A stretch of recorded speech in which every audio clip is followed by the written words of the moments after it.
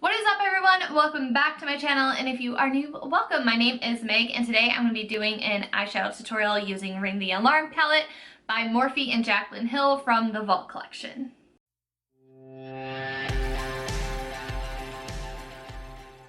Today it is turn for Ring the Alarm. I have been doing a series putting out eyeshadow looks for all 4 palettes in the Vault collection that will be linked up above and down below. There's an entire playlist, and that playlist also includes my review and first impressions of these shadows. I also swatched all 40 shadows on my eyes to kind of give you guys an idea of the payoff and the quality of the shadows. But these tutorials that I am doing allow me to go more in depth and really play and really blend the shadows and quickly putting it on my eye. So I've really been enjoying this series so far, trying to avoid dog butt for you. I know, life is hard. Alrighty. Anyways, I've really been enjoying doing this series, and to be honest, this is the one I was kind of not looking forward to because this is the palette that I probably wouldn't purchase if I was to purchase individually. It just made sense if I get it all as a bundle, and as a collector and makeup junkie, I just had to get all 4 of them. But this color story isn't something that I naturally gravitate toward. It's probably going to be my least used palette out of the bunch. But I made something work today. It's not necessarily my favorite look because, again, I don't love the colors that are in here because I'm not much of a super warm toned person, but I made it work. I pulled it together. I did it, pulled it out. So before we get into it, don't forget to subscribe if you aren't already. Let me know what you think of the series so far and what your thoughts on this collection is. I would love to hear from you, and let's roll into it. First, I'm going to take this color Rush on a Real Techniques 203 blending brush, and I really want to blow this shade out, so I'm going to blend it up pretty high to my brow bone, and I'm just going to use windshield wiper motions and circular motions to blend the shadow out, and I'm also going to make sure I pack it in around my crease right where my lid ends. Next, I'm going to take the color Siren, which is a more satiny looking color, and I'm going to build this into the crease from inner to outer corner. I'm not going to bring it up quite as high as Rush, but still midway into the crease area. Now, to really deepen things up, I am going to take the shade Framed, and this is pretty dark, so I'm just picking up hardly any of it, and then you always, in between each step, want to tap off the extra. I am going to pack this around the outer corner and bring it all the way exactly right where my crease is. I'm going to keep my brush pretty steady. Bring it all the way in, and then in between every step, I've just been taking a big fluffy brush and just blending everything so there's a nice gradient. Alright, so my camera was overheating, so I just did my cut crease off camera, and I just used my Tarte Shape Tape Concealer. And now I want to use these 2 orangey shimmers for the cut crease. In the outer corner, I'm going to put Boom, and then I'm going to blend Lolly into the inner corner.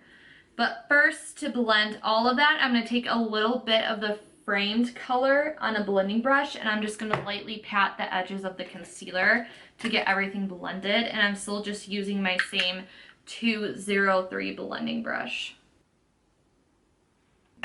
Now with my finger, I'm just taking that color Boom. This is quite orangey looking, and I'm just going to start tapping that on top of the concealer. And I'm also lightly tapping it over that purple color to help blend it.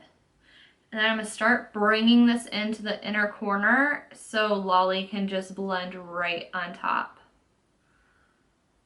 Now I'm going in with Lolly, which is a little bit of a duochrome. You can see that it looks pretty reddish, but then it has like that flash of like an orangey gold. I'm actually just going to swoop a little bit of Lolly all over the entire inner corner. Go back with my brush and blend the outer edge. The one thing that I just want to say about these palettes is that the shimmers apply best with your finger. You won't get as good of payoff with a brush, but that's pretty typical for like any shimmer color. I don't think that's necessarily specific to Morphe palettes. I'm just taking this e.l.f. angled brush and I'm going to go into Secret, which I'm hoping is darker than Framed. And I'm actually going to push this right into my lash line and really build up darkness on the outer corner. So it just added a subtle hint of smokiness to the lash line. As you can see, I literally just have this little speck of fallout from using that shadow, because when you're packing stuff on, especially like on an angled brush to use this liner, you're pretty much going to get fallout no matter what. So now let's move on to the lower lash line. I want to do something a little bit different for the lower lash line. I want to use some of the shimmers on the lower lash line just to give it like an extra pop of funk. So what I'm going to do is take a combo. I think I'm going to take a combo of Framed and Secret. And I'm just using a Morphe M432. It's nice and flat. It's really great for getting right up under your lashes, which is what I want. And I'm just going to stamp and wiggle the color onto there.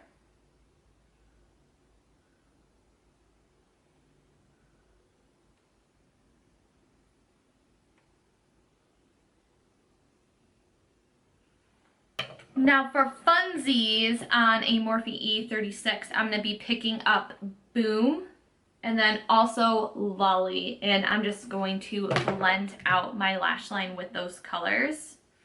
Just because I think it's really fun every now and then to put a hint of like sparkle under your eye. It just adds a different element to your look.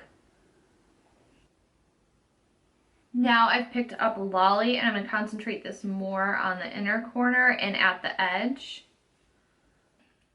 To pack on the very inner corner, I'm just going to take On Camera. What I'm going to do now is add on some mascara, and then I will be back to finish out the look. Here is the aftermath of the palette. There really isn't a ton of fallout or anything. It's really not that messy.